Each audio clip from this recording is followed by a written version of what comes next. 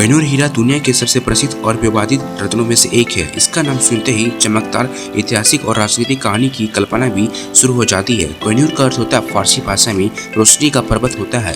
यह हीरा अपने आकार, सुंदरता और विवादास्पद इतिहास के कारण शताब्दियों से लोगों के आकर्षण का केंद्र बना हुआ है। कोहिनूर हीरे की उत्पत्ति भारत के आंध्र प्रदेश स्थित गोलकुंडा की खदानों से मानी जाती है। यह क्षेत्र अपने विश्वव्यापी हीरों के लिए प्राचीन काल से प्रसिद्ध रहा है। कोहिनूर को संभावित 12वीं शताब्दी में खोदा गया, हालांकि इसकी पहली लिखित जानकारी 13वीं शताब्दी में मिली कि उस समय यह हीरा बहुत बड़ा और अपरिष्ट रूप था। ऐसा माना जाता है कि कोहिनूर को सर्वप्रथम काकतीय राजवंश के शासकों ने पहचाना था और इसे दक्षिण भारत के मंदिर में स्थापित किया था। कुछ इतिहासकारों का दावा है कि यह हीरा भगवान के मुकुट में जड़ा हुआ था और इसे धार्मिक महत्व भी प्राप्ति है। 14वीं शताब्दी में जब दिल्ली सल्तनत का विस्तार हुआ, तब इस हीरे पर मुस्लिम आक्रमणकारियों की नजर पड़ी। सुल्तान अलादीन खिलजी ने भारत पर आक्रमण करके इस हीरे को अपने कब्जे में ले लिया। इसके बाद यह हीरा एक सामरिक प्रतीक बन गया और हर शासक इसे अपनी शक्ति का प्रतीक मानता था। 16वीं शताब्दी में जब बाबर ने भारत में मुगल साम्राज्य की नींव रखी, कोहिनूर हीरा उनके खजाने में शामिल हो गया। बाबर ने अपनी आत्मकथा तुजिक-ए-बारी में इस हीरे का उल्लेख किया है और इसे अद्वितीय बताया है। बाबर ने अपने बेटे हुमायूं को उपहार स्वरूप दिया था। कोहिनूर हीरे को जहांगीर और शाहजहां के समय में विशेष सम्मान मिला है। शाहजहां ने इसे मयूर सिंहासन पीकॉक थ्रोन में जड़ा हुआ, जो उस समय का सबसे भव्य और महंगा सिंहासन था। कोहिनूर उस समय सिंहासन की शोभा बढ़ाने वाला मुख्य रत्न था।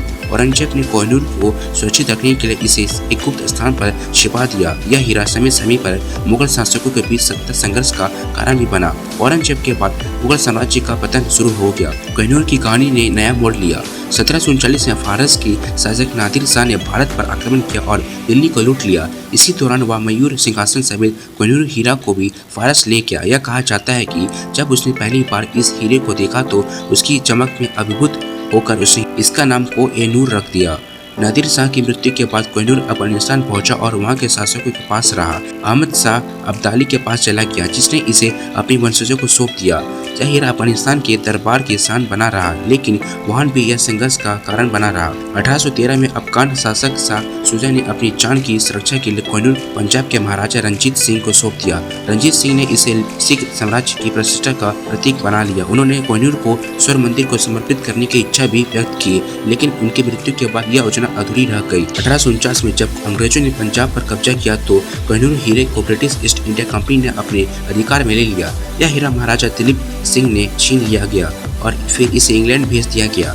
यह वह समय जब कोहिनूर हीरे की कहानी ने एक नया अंतर्राष्ट्रीय अध्ययन शुरू किया। 1850 में कोहिनूर को ब्रिटिश के महारानी विक्टोरिया को भेंट किया गया। इसे लंदन में सार्वजनिक प्रदर्शन के लिए रखा गया, लेकिन इसकी चमक और आकार पर लोगों ने सवाल उठाए। तब इसे दोबारा तराशा गया, जिससे इसका वजन घट गया, लेकिन चमक और सौंदर्य में वृद्धि हुई। बाद में कोहिनूर की महारानी विक्टोरिया के ताज का हिस्सा बना गया। रानी एलिजाबेथ की ताजपोशी प्रयुक्त हुई। यह हीरा आज ब्रिटिश के शाही राजगद्दी का हिस्सा बना हुआ है। 1947 में भारत की आज़ादी के बाद भारत सरकार ने कोहिनूर को वापस लौटने की मांग की। इसके बाद पाकिस्तान, अफगानिस्तान और ईरान ने भी दावा किया कि यह हीरा उनके देश की धरोहर है। हालांकि ब्रिटेन ने इसे वापस लौटाने से इनकार कर दिया और इसे कानूनी तौर पर प्राप्त किया। भारत ने संयुक्त राष्ट्रीय और अंतर्राष्ट्रीय मंचों पर भी कोहिनूर को वापस लाने की मांग की। कई भारतीय संगठनों और नेताओं ने इसे संस्कृति अपहरण का प्रतीक कहा है। इस मुद्दे ने भारत और ब्रिटेन के संबंधों में कूटनीतिक तनाव भी उत्पन्न किया है। ब्रिटिश रॉयल परिवार का कहना है कि कोहिनूर ब्रिटिश इतिहास का हिस्सा बन चुका है और इसे लौटाना संभव नहीं है। हालांकि रानी कैमिला की ताजपोशी के कोहिनूर के प्रयोग नहीं किया गया है, जिसे कुछ लोग भारतीय भावनाओं का सम्मान मानते हैं। कोहिनूर हीरा केवल एक रत्न नहीं, बल्कि भारत की संस्कृति और ऐतिहासिक धरोहर का प्रतीक है। यह भारत के गौरव, शौर्य और संघर्ष की भी गाथा कहता है। इसकी चमक में एक समृद्धि अतीत की झलक छिपी ही है। कोहिनूर के बारे में यह मान्यता है कि प्राचीन है कि यह पुरुषों के लिए अशुभ होता है और इसे पहनने वाले को सत्ता छीन जाने का खतरा होता है। शायद इसलिए इसे रानियों के मुकुट में चढ़ा गया और पुरुषों शासकों ने इसे दूरी बनाए रखी। वर्तमान में कोहिनूर हीरा लंदन की टावर में स्थित ज्वेल हाउस में प्रदर्शन पर है। यह करोड़ों दर्शकों को आकर्षित करता है और ब्रिटेन के लिए एक अनमोल धरोहर के रूप प्रस्तुत किया जाता है। कोहिनूर हीरे की कहानी इतिहास, राजनीतिक, संस्कृति और भावनाओं का संगम है। यह भारत की संपत्ति और उपनिवेशिक की तरह शादी का प्रतीक है। दुनिया के इस सबसे प्रसिद्ध हीरे की वापसी की मांग केवल एक रत्न की नहीं, बल्कि न्याय, विरासत की वापसी की पुकार है।